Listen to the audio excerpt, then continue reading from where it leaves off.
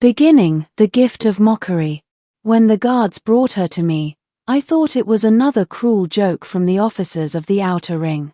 She was shackled, silent, her violet skin marred by deep silver scars that shimmered faintly beneath the dim light of the hangar. Her eyes, a shade between starlight and frost, didn't look at anyone. They looked through everything. "Your reward, human," sneered Commander Valk, his mandibles curling with amusement. "The fallen queen of Arkela. A once mighty ruler, now just property. A pet for you, Earthman." Laughter rippled through the alien soldiers. I didn't laugh. Not because I was noble, I was simply tired. The war between humans and the Arkelans had dragged on for 12 years, and I'd seen more bodies turned to ash than stars in the sky. I had no appetite for cruelty anymore. Valk shoved her forward. She stumbled but didn't fall. The chain around her wrists clinked softly like broken music. "What's her name?" I asked. "Names?" Valk scoffed. "She had one, once. But she lost that right when she lost her crown. Then, with that final note of humiliation, they left her in my custody." I stared at her for a long moment. Her head was bowed, her breathing shallow. I could tell she was half-starved. Her once regal attire had been reduced to torn ceremonial fabric, the crest of her dynasty ripped apart. "Come on," I said quietly. "You'll freeze out here." She didn't move. So I walked closer, unhooked the chain from the floor, and guided her gently into my quarters aboard the salvage freighter Horizon's Edge. The others thought it was hilarious, the human officer babysitting a broken queen. But I didn't care. I didn't know her yet. But even in her silence, even in her stillness, I could sense something powerful buried beneath the ashes of defeat. Middle, the ghost and the flame.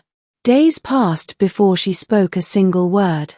I learned to recognize her rhythms, the way her eyes tracked patterns in the stars through the viewport, how her fingers brushed against the metal walls as if tracing memories of palaces long gone. I offered her food. At first, she refused. Then, on the third day, she ate small, careful bites, never meeting my gaze. "You don't belong here," I told her one night as the ship hummed in orbit around the remains of her world. "You shouldn't be anyone's prisoner." Her voice, when it came, was quiet but sharp. "I am no one's prisoner. I am forgotten." She said her name was Serathine Val'Kora, last ruler of the Arkelan Dominion, betrayed by her own council, sold to the victors as a trophy. When I asked why her people turned on her, she looked at me with eyes that burned cold. "Because I sought peace," she said. "And peace has no place among those who worship war." I didn't reply. I understood that better than I wanted to admit. From that day, I removed her shackles. I wasn't supposed to, but I did. I told her she could stay aboard as long as she wanted. Weeks turned into months. We traveled between forgotten outposts and wrecked worlds, scavenging for old tech and fuel. She was quiet most of the time, but I saw her change. She began to walk with more strength. She fixed broken components of the ship with remarkable precision, her hands steady, her mind focused. She even began to hum softly while working, an ancient melody that felt like a prayer to lost stars. One evening, as I was repairing a damaged sensor array, she approached me. "Why do you help me?" she asked. "Because someone should," I said simply. She studied me for a long time, her gaze unreadable. Then she said, "You are either the most foolish human I've met or the most dangerous." I smiled. "Maybe both." She didn't smile back, not yet. Rising conflict, the Queen's return. Rumors began to spread across the outer sectors. A human freighter harboring the fallen Queen of Arkela. Some wanted her dead, others wanted her back. We were hunted. Patrols from both sides, human warlords and Arkelan loyalists, started scanning for us. "Why not let me go?" she asked one night as alarms blared in the distance. You risk everything for me. I looked at her across the narrow bridge, lights flickering red around us. Because if I let you go, they'll find you. And this time, they won't mock you. They'll erase you. She was silent. Then she whispered, "Perhaps that is what I deserve." "No," I said. "You don't deserve to disappear. You deserve to rise again." That was the first time she truly looked at me, not as a captor, not as a human, but as someone who believed in her.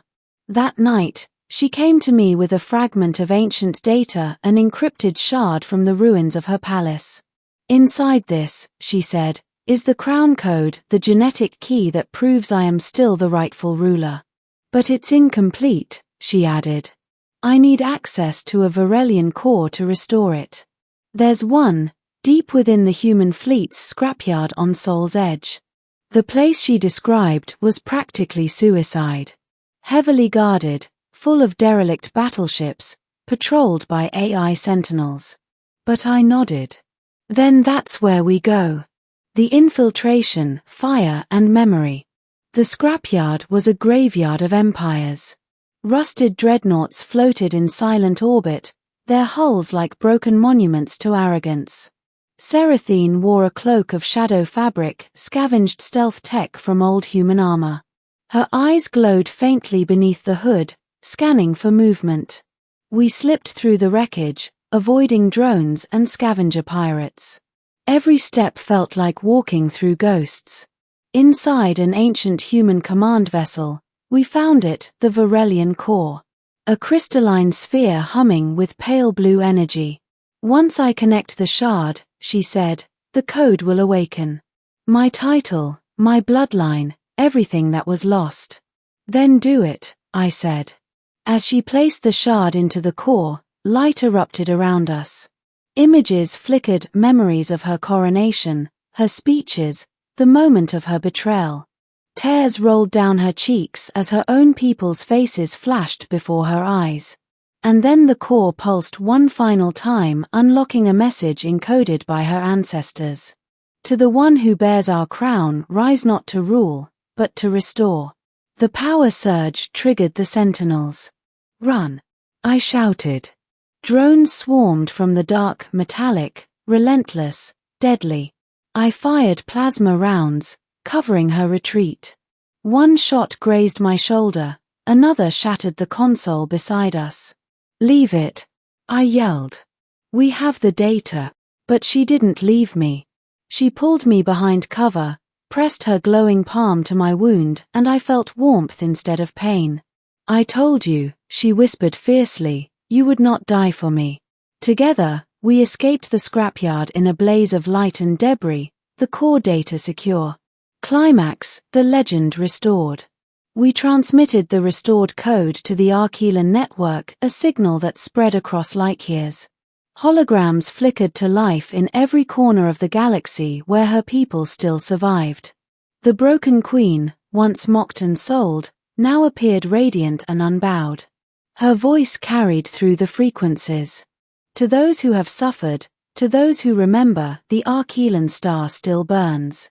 Not in conquest, but in unity."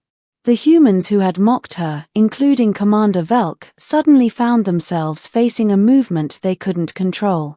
And at the heart of it, the queen who had been forgotten now stood tall beside a single human.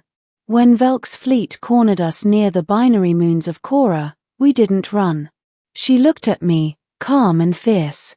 "You gave me back my name," she said. "Now let me give you your victory."